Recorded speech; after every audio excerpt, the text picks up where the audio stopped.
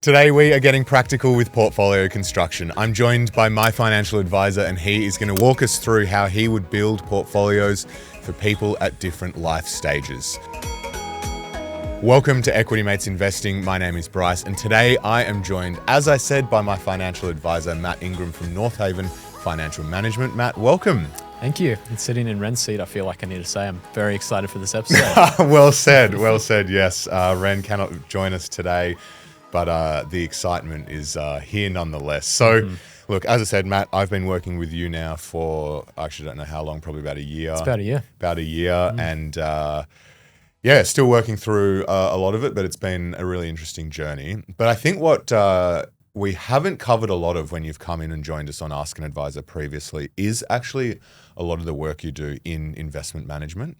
Because whilst you help with the holistic stuff, insurances, setting up the right tax structures, all of that jazz, you also do manage money on behalf of your clients. So I wanted to try and put that into action today and pick your brains on how you would set up portfolios for different life stages. So we've got three that we're going to work through today. We've got a portfolio for the young accumulator, 35 years old, decent income, sort of similar to, I think, a lot of the Equity Mates community. Then we're going to look at the pre-retiree and then look at someone who has just received inheritance. I think important given this huge transfer of wealth that's going on.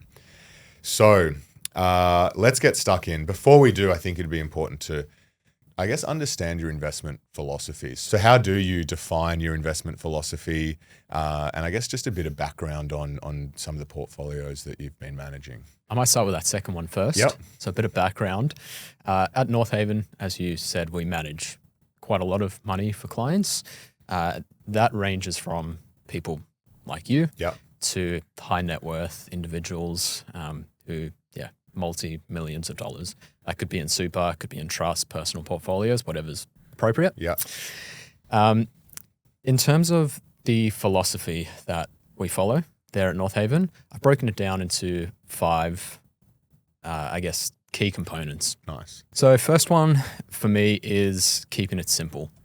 You'd know this from the strategy that we do or that we implement, but as well as the investments, keeping things simple generally over time can end up being more effective. You complicate things, if it gets messy, it gets hard, and you just lose some of the benefit from the strategy. So keeping it simple, that means having a long-term approach, having passive options as well. So definitely not scared to use ETFs. Everything that you guys preach, I put into practice. So passive ETFs definitely form a part of any portfolio. Also, it goes without saying, having conviction in well-known companies. Like, we're not looking for the next big win in the short term. We're looking for companies that are well-known, that are going to compound and grow over time, and complementing that passive approach with those sorts of companies. Now, we could look for those quick wins, but I feel like there's no quicker way to actually lose your money than focusing all your attention on those, that next target, whatever it might be. So not in the business of doing that. The third point is themes or structural drivers. So looking where there's long-term trends at work, and we can dive a bit more into that later on, but trying to identify themes or trends early. What's the world going to look like in 5 years, 10 years, and making sure we're getting into that soon and following that longer term as well.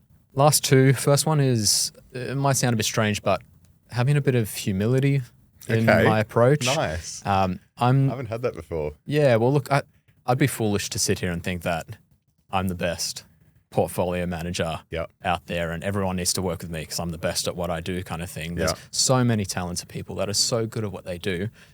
And if I can identify those people and have them manage part of the portfolio, if it's in the client's best interest, of course I'm going to do that. So what that means is using some fund managers who are very good at what they do as part of a portfolio.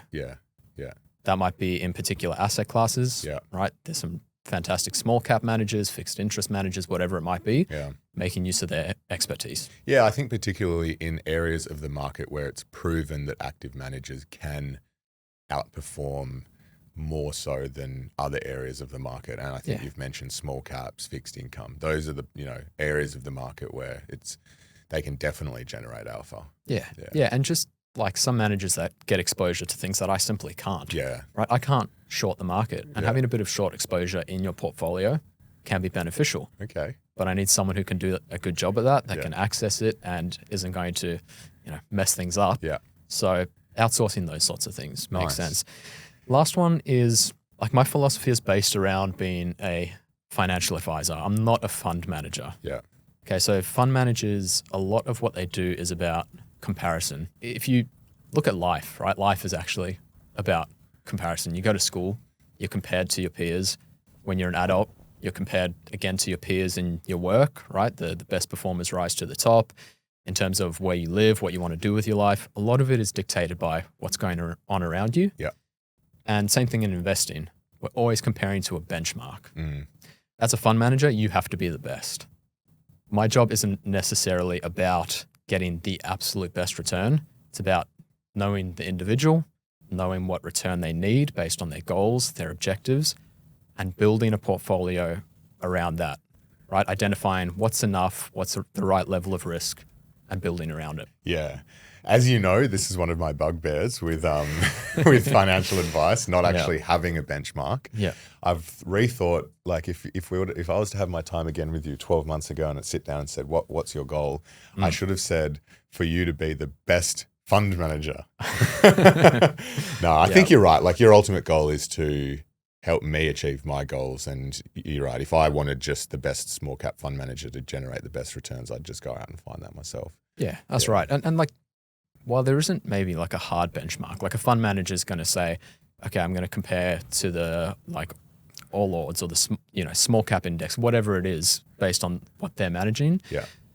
I'm managing, as you know, like multi-asset portfolios. Yeah. So I can't just compare to the S&P 500 because that is a portion of what the broader portfolio looks at. So it's not a fair comparison. Yeah. I'm looking at maybe what other super funds are doing. So I do benchmark against other super funds. And then there are some multi-asset indices, like we've discussed, that I can benchmark against. Yeah. And I shared some data with you recently about that and how we're tracking compared to those sorts of benchmarks. Yeah. I think something that's really important for people going through the advice process is to not, and no offense, but not put all of blind trust into you because like, it's still very important that I understand and that clients understand how you are performing because, like, at the end of the day, like, over a long period of time, you don't want to be really with someone who actually sucks. Yeah. Do you know what I mean? Yeah. And if you're not across it and you don't understand it and you're not educating yourself to actually challenge you or your advisor, just because you're not benchmarking yourself to something, it doesn't mean that you get away with being a shitty investor. For sure. Yeah, and I'm not saying that you are. You've done an awesome job. Yeah, thank you. No, I understand what you're saying. And I can't hide behind what I just said as an excuse. Like, I still have to do a good job. Yes. You still have to be getting value for money. Yeah. And like, we had this conversation recently about some of the platforms and things they don't give you a whole lot of transparency. It's not like a brokerage app where you can log in, you can see exactly how you've performed. Yeah. But that's where, like, our quarterly reporting, which you get, but also just having catch-ups, having conversations. I don't try to hide any of that stuff, right? And if I did underperform, I'd be explaining why, and I'd be explaining, how we're going to address that. Yeah. So certainly not trying to hide behind anything. No. Yep. Now, for those listening, to be clear, so I manage my personal portfolio. You help me manage my super fund at the moment. Yep. And that's broken up into everything that you've just said in that philosophy, keeping it simple. There's conviction in individual stocks. We've got a long-term setup with a lot of passive in there. We've got some active management. I've actually gone through all of this in detail on a previous episode. But you do keep on top of the market. You're often calling me or messaging saying there's opportunity here and there. So just generally, like, how are you currently seeing the market environment? There's a lot of heat in the market, as you know. Yep. It's everywhere, right? I read a article online yesterday, and it's from he's a bit of a market commentator and a fund manager, and it's a public article, but I won't name names. But he's put out an article saying he's gone 100% cash. What? Which is I bet I know who it is. Is he Australian? Yeah, it's not hard to find. Okay.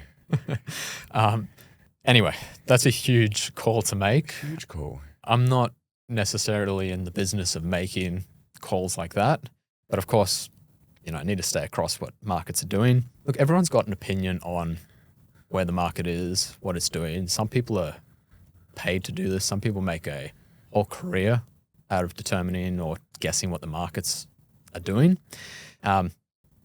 There's only going to be one or two people that are right at the end of the day. And again, it would be foolish of me to think that it's me that's going to be right. So I'm not making any huge calls around that. But can definitely acknowledge that right now there is a lot of heat in the market. Is it a bubble? Probably not. Will it pull back at some point? Probably.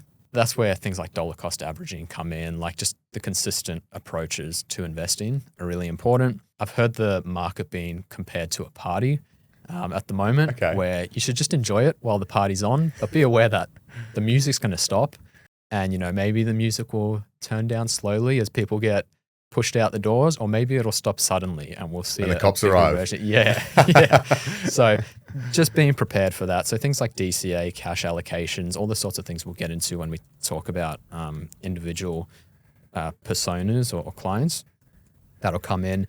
But taking it back, as I said, having a passive approach certainly helps. Looking for long-term themes, that short-term noise doesn't matter so much. I watched a video a few weeks ago. I'm like any other person, right? Like a bit of a YouTube binge before bed.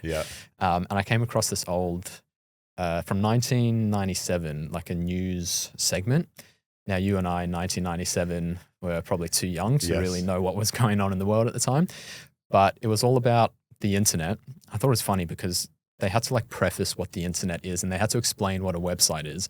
But the whole news article or news segment was about online shopping and it's not really taking off. And basically the lady said, people think the internet's going to change our lives in so many ways, but when we look at what's actually happening, perhaps it won't really have the effect that we expect it to have, which is like absurd. Like the internet's changed everything about, the way we do business, personal, the way we socialize, everything, right? And so when we think about, what's happening in the world now, where there's that uncertainty, but there's the potential that it can change the world. AI is the obvious one. But what comes out of AI? Things like robotics, cybersecurity is a big one. If a person came up to you on the street and said, "Hey, can I have your first name, last name, your phone number, your address, and just chuck in some credit card details," you would say, "No, what the heck? Like, who are you?" But we pump that stuff into websites all the time when we want to sign up to something or buy something, right? So cybersecurity is a huge theme that we're following. Even things like the aging population, healthcare, all these long-term themes where there's going to be opportunities now that are going to play out over the long term. Short-term noise doesn't really matter with those sorts of things. So that's where we're focusing. And so really then it just comes down to how you deploy cash during times like this. So you've mentioned DCA a number of times. Is that really the preferred approach, or do you take opportunistic, take an opportunistic approach and sort of, are you holding back a bit of cash at the moment? How do you just think through that? Yeah, you might have noticed I haven't talked to you about, using some cash as often recently as I might have before. And it's because we are sitting on slightly higher allocations to cash right now. It's like you don't want to be a forced seller, right? If the market does turn, I don't want to be in a position where I'm thinking, we have to sell something else to get into what we want to be in, to make use of opportunities. So a little bit more cash, but not heavy. What helps with a lot of the portfolios that I manage is that it is superannuation. So there's a constant flow of cash coming in anyway. Most people are forced to be putting cash in. So that certainly helps with that kind of DCA approach. Nice. So let's turn to the personas, actually putting this into practice and building some portfolios. As I said, we've got 3 to get through. So we'll start with persona number 1, which we've called the young accumulator. Someone who is 35 years old, they have $150,000 in superannuation, decent salary, allowing them to contribute regularly to their investment portfolio. I think, their goals would be along the lines of probably married or getting married, house, maybe kids, classic lifestyle or life stage stuff. So how do you think about a portfolio for someone like this? Yeah, so this is, I wouldn't say my typical client. I work with a range of people, but a lot of people fit into this category, probably a lot of people listening as well. A huge part of it comes down to asset allocation. Now, asset allocation sounds kind of boring. When we do stuff like Pimp My Portfolio, we're not really talking that much about asset allocation. We're talking more about individual holdings. Yes. There's quite a bit of research out there that suggests that 80 to 90% of your returns, or at least the variability in your returns, is tied to asset allocation. So if you think about what's even more important than picking the right stocks, it's what asset classes are you picking and in what ratio in your portfolio. Now, to make that a little bit more obvious, if you had 50% in bonds and 50% in equities compared to 10% in bonds and 90% in equities, pretty obvious which one over the long term is going to outperform, right? It's the one with the more aggressive asset allocation, more growth assets, more equities. Yeah. Over time, it's going to outperform. So that's what's really controlling a lot of the return. So when we're thinking about different life stages, getting the asset allocation right is super important. Now, we've had conversations around this where I've proposed an asset allocation and you've basically said, no. yeah, what is this fixed interest? Why do I need this at this stage of life? Without going into too much detail, I think we've talked about it a fair bit, but having some exposure there forms part of any well-rounded portfolio. Yeah. Even if it's only 5%, 10%. And at this stage of life, that's very common. I'd say a lot of my clients are sitting at 5 to 10% fixed interest. And so is that your starting point for someone in their, mid-30s? Your starting point for asset allocation is a sort of obviously growth focused, but you still are saying 90% in growth assets and 10% in some sort of defensive. That's your starting point? That's a very common starting point. We do some risk profiling. Yeah. So it's basically a questionnaire based on lots of science. It puts you on a bell curve and says, compared to the population, this is where you fit in terms of your willingness or tolerance to take risk. Now, when we're talking about managing super, you have to see through some of that. You might come out as a conservative investor, but you're 35 years old and there's 25 or 30 years before you can access your super. Yeah. So I'm not going to really invest that conservatively, right? So that's where it comes down to a conversation to say, look, this is how you are. This maybe will dictate your broader strategy. Yeah. But super, like you can't access it anyway. Let's go. Let's make it grow. So anywhere from 10 to 20% fixed interest leaves 80 to 90% equities. Pretty good starting point. Some people sitting there probably thinking, I want to go 100%. I'm 35. I just want to go 100%, like I did. And I don't personally think there's anything wrong with that at this stage. I think you obviously have a role to play being the advisor and having a bit of protection in there. Talk us through then how that actually translates into actual investments. Like, what are you investing in, both geographically and then in terms of actual product, to get a portfolio that represents sort of 90-10 growth defensive? So as I build portfolios for clients, it's fairly common for them to say something like, geez, that's a lot of holdings. We have this idea that, typically a fund should have maybe 30-ish holdings, 20 to 40 generally. That allows you to have 3 to 5% in each holding.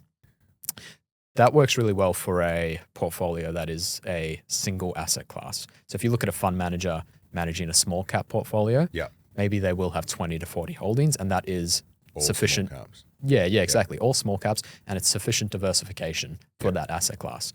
I'm managing across several asset classes, which means, for a large sum of money, if I'm investing that, it could be 30, 40, 50 holdings to make sure there's enough diversification. Now, you can reduce that with, an ETF that has 200 holdings. That's one holding in the portfolio. But still, sometimes these portfolios can be fairly big to get enough diversification. Now, with that in mind, how do I actually structure? What would I put in a portfolio now? Based on someone in this position. Again, I've broken it down into a few ideas. Now, there's going to be the core part of the portfolio, or whatever Simon calls it these days. Don't worry about that. Mind, body, soul. I liked it. Don't tell him that. No. It's, so the core, having those passive ETFs, right? Now, you would know, at least in your case, there's some S&P 500, some ASX 200, and then some all-world kind of ex-US stuff, plus some gearing in there because that was your preference. So we've got a bit of a geared passive core happening. So that would apply to anyone, maybe not the gearing, but that general 3 or 4 passive ETFs. I then like to complement that with some active managers doing, in some cases, similar things to what a passive ETF is doing, but picking managers who have a solid track record, who I have met, who I have trust in, to be able to do more than what a passive ETF is going to do. Now, you don't want to take a huge bet on them doing that because things can change, but there's a few really good managers out there who take almost like an indexed approach, but might have short positions, just doing some interesting things, and their performance shows that it's paying off. So just, I guess, complementing the core with that. Small caps at the moment, as we all know, are booming. They're really hot right now.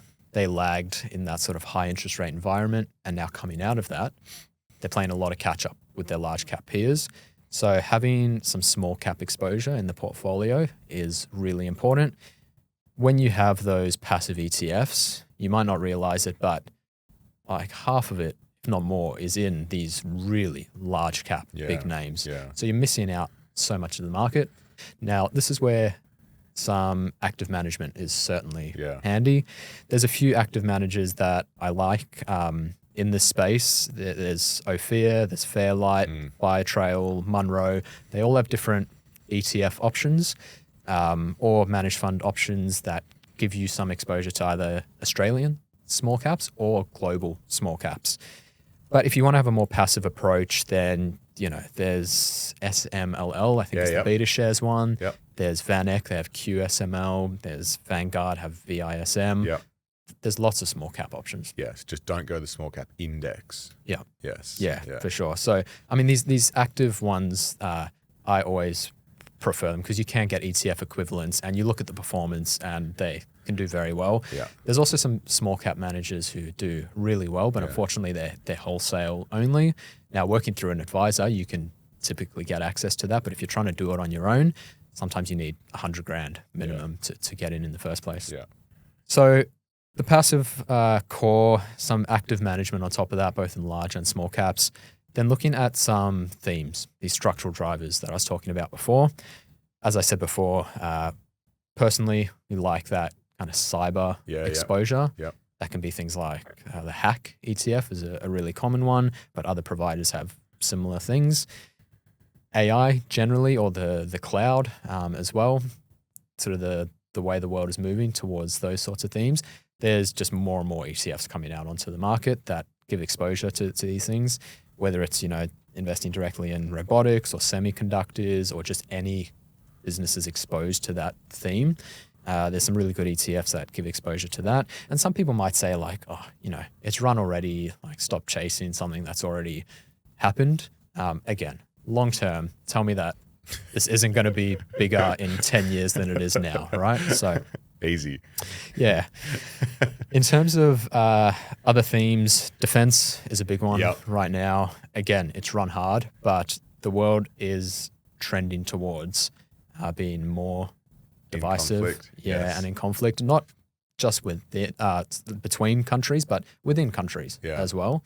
There's a lot of conflict there. So this isn't everyone's cup of tea. Some people ethically might not want to invest in these sorts of companies, but if you're just thinking about big themes, then there's, Beta Shares have ARMR, it's Armour. Global X have DTech, there's VanEck have one, there's a lot out there. And then again, healthcare, the aging population amidst this AI hype and defense and everything that's going on, the aging population is maybe not forgotten about, but the fact is like birth rates are dropping, people are getting older, there's huge amounts of spending going into, medication developments for older people, generally how we're going to fund this and how we're going to support the aging population and what does it mean for us more broadly as economies. So there's some big themes playing out there. And then something that I would put in a portfolio like this, and this is the last one, is maybe some infrastructure exposure. Okay. It's not very exciting. It's not, no. But a lot of people at this stage of life have some sort of exposure to property already. Yep. So I'm not thinking too much about property in the portfolio, but infrastructure as a theme has some defensive components or qualities, but also some growth qualities. So if you go to the US, I haven't been, but I have a partner in Northhaven who lived there 30 years ago, has gone back most years since. And he's come back, and I've heard this from multiple sources, that the roads used to be good. The roads are not good. Yeah. Not just the roads, bridges, rail, just a lot of infrastructure assets are falling apart there. Now, if Trump wants to bring jobs back to America, he's really put out there that, he's bringing manufacturing home. That's obviously a very expensive long-term strategy. If he really wants to pump some money into the economy, make some jobs, get things moving, what's the easiest way is to pump some money into, maybe not the easiest way, but a way of doing it is pumping some money into infrastructure, right? China do it all the time. If there's a city that's lagging a little bit, pump some money into it, stimulate it, get it going. So this whole MAGA movement, I think, is going to have some really good effects on US infrastructure. Interesting. And so there's a few ETFs purely around that US infrastructure, to that things like PAVE from GlobalX. Okay. There's also VBLD, which is a little bit more diversified, but that's a Vanguard one. So something like that. Interesting. Is good. Yeah. Nice. So that's sort of the breakdown: passive, core, foundation, a bit of spice with the gearing. Then you've got the active managers on top, and then some thematics there as well. What, just generally, how do you think about the weightings of each of those groups? Yeah, so that's going to vary depending on where we're at in the market and particular opportunities. Okay. But probably easiest way to answer that is maybe splitting things into thirds, roughly.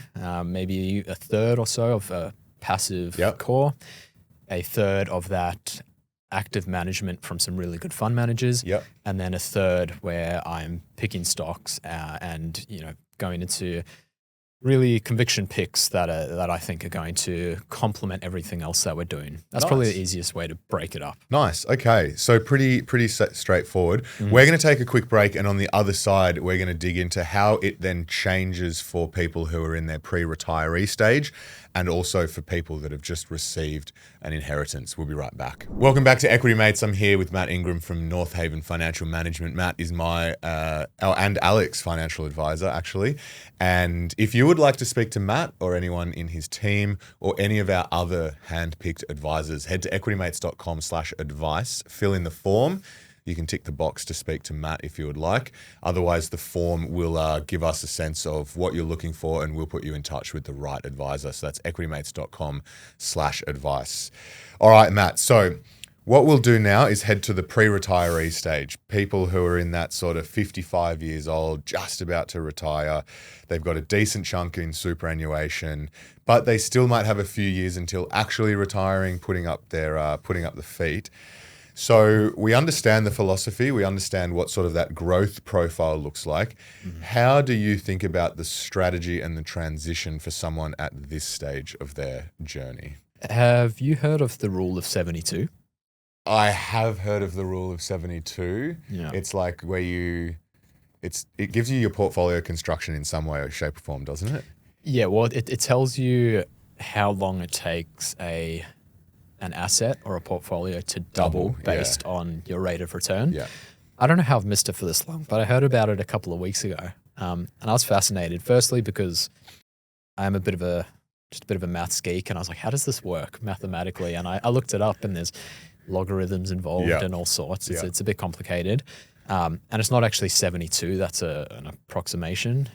But that aside, when you think about the previous person we talked about, someone who is 35, and let's say they can achieve a rate of return of 10% on average over the long term, 72 divided by 10 means it's going to take about 7 years for it to double. Yeah. If you have multiple 7-year periods, compounding, away you go, right? Away you go. So just to be clear, rule of 72 is 72 divided by your expected return will then tell you roughly how many years it'll take to double. Yeah, that's right. So of course there's assumptions in there. You're assuming you're going to get 10% or if it's 7%, it's going to take 10 years to double. Or if you look at some long-term averages, it gives you some idea. So, if you've got 50 years with a portfolio, right? Maybe you're starting out at 20, you're not going to retire till you're 70. That's a bit of an extreme example, but for ease of numbers, you've got in there, at least seven 7-year periods. Yeah.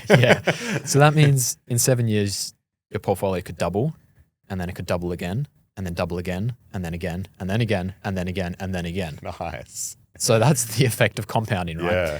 Now, to bring it back to this pre-retiree, 55 years old, who's going to retire probably between 60 and 65. Yeah. They maybe have one 7-year period. Yes. Assuming they get a 10% return. I was going to say, that would still assume a level of risk that would need to go with it. For sure. Yeah. So obviously we have to change things a little bit because you don't have this huge time horizon for growth. Now, that doesn't necessarily mean we get more risky because we have less time and we need it to grow. It's about finding a balance between how do we get the portfolio to a point where we need it to be, but under a controlled environment, managing the level of risk. And that's where it's more about changing the asset allocation than it is about changing particular holdings. Yeah. Right. So as I said before, I'm not really in the game of going into anything too speculative and crazy anyway. But if there were smaller positions like that, maybe you wouldn't really include it for a client like this. But generally, all those things I talked about before would still apply, but you're lowering the amount of growth assets and increasing the amount of defensive assets. So before we took as an average kind of that 90% to 10% split between growth and defensive. Yeah. Now maybe we're thinking more 70-30 or 80-20. Really depends on where the balance is, when the person wants to retire, their personal risk tolerance. I've talked to 60-year-olds who they sound like you. Nice. They're like, I don't want, I spoke to someone not that long ago who wanted to put all of his super, he was in his early 50s, all of his super into anything AI because he's like, this is the future. This is where it's at. And he told me a story about his business partner who's put all of his super into fixed income. No, into Bitcoin. Oh, what? Right. So some people have very different ideas around risk and asset allocation. But if I'm managing a portfolio, that's what we're looking at. Just scaling back on the growth, bumping up the defensive. Yeah, that's interesting. 80-20 is a lot higher growth than I thought it would be at this age. But I think you're like, realistically, like not best case scenario, but like optimistically, you still could have 40 years to live. And I mean, that's still a pretty considerable amount of time to rely on income from the portfolio. Yeah. And it's not as though you're going to hit 65 and suddenly you need your $1 million in super. True. Like all of it, right? True. So you're going to have an allocation that is defensive and protected to ensure that the income you need is there. But like you said, you might still have 20, 30 years beyond that to ride out some volatility, to make this portfolio keep growing. Like the other extreme is I have a 91-year-old client and her portfolio is 50-50, right? 50% defensive, 50% growth.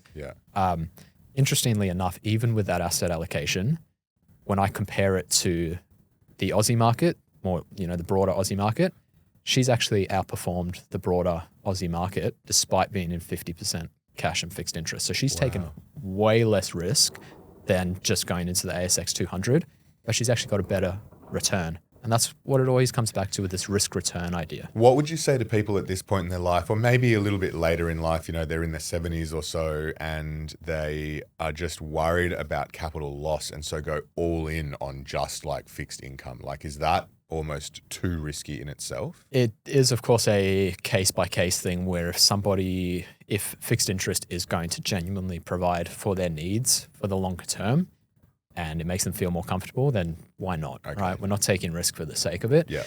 But if someone came to me and said that and I modeled it out and I said, look, you could do that, but here's the implications and longer term things could get tight. That inheritance you wanted to leave for your kids might not happen. Yeah. All those sorts of things, that then warrants a conversation around we perhaps still need to take a bit of risk. Interesting. Yeah. So let's keep things consistent. You walked us through the portfolio for the 35-year-old. Let's just assume then we're going to more of an 80-20 split with a little bit more defensive play in there. What parts of the previous portfolio are you changing and sort of upweighting to that defensive, and what does the portfolio look like?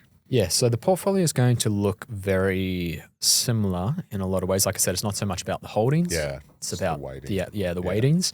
So this is where you're starting to bring in more fixed interest assets. Yeah.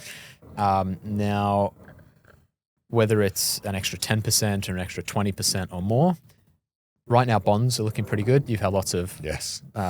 people many. on this talk about bonds. But bonds for the last year or so have been looking pretty good. Now, bonds are one of those spaces where a bit of active management does help.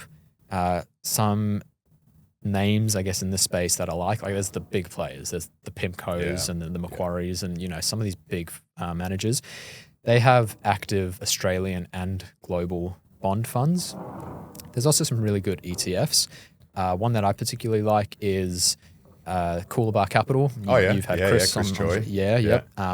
He's got quite a good active approach, an ETF called Fixed, FIXD. Yeah. So I really like that. And then there's some passive bond funds as well. So most ETF providers have bond options around that. There's OZ, BD, Ausbond, BNDS, IAF. They all have them. Nice. So building, 5, 6, maybe up to 10 different bond funds because they're all doing slightly different things. And now that takes up a chunk of the portfolio. And then before we move to our third persona, how do you actually go about the process of de-risking and transition? Is it all at once? I'm just going to sell 10% and bang, get it into bonds? Or are you saying, all right, by 65, I need to have this allocation? How do you go through that? Yeah, it's definitely a gradual thing, not a sudden thing.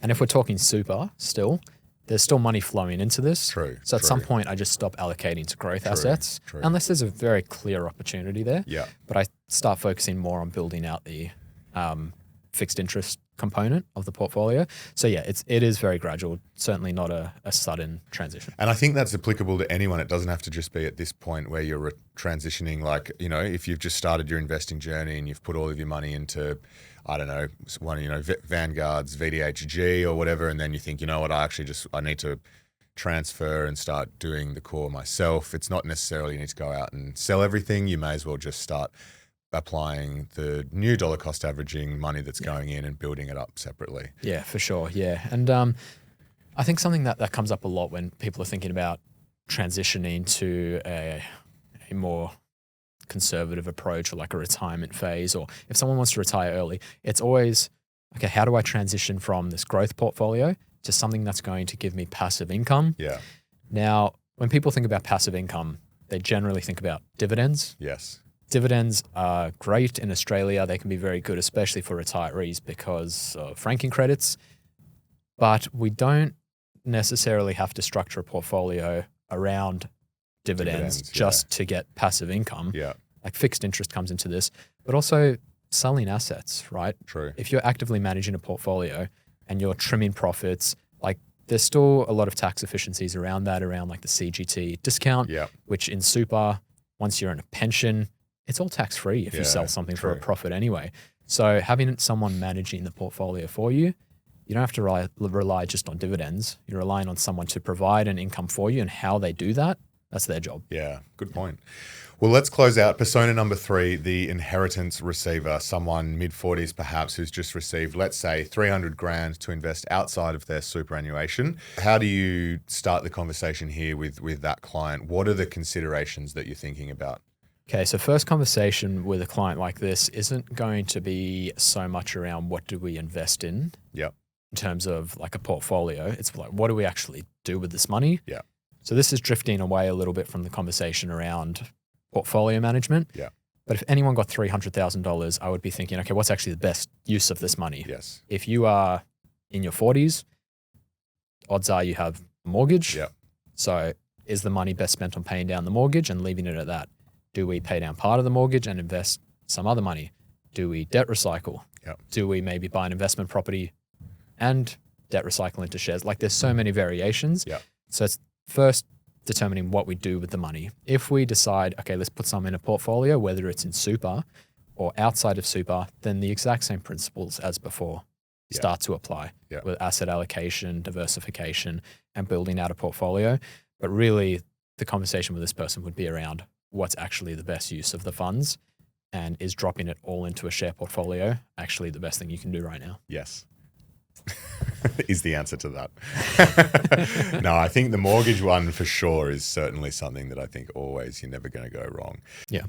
All right, Matt. Well, we've reached the end of today's discussion, but there's one question I want to finish with. Is there one thing that every portfolio should have, regardless of their circumstance, age, DCA, lump sum, tax, you name it, regardless of any situation? Is there one thing that every portfolio should have? Yeah.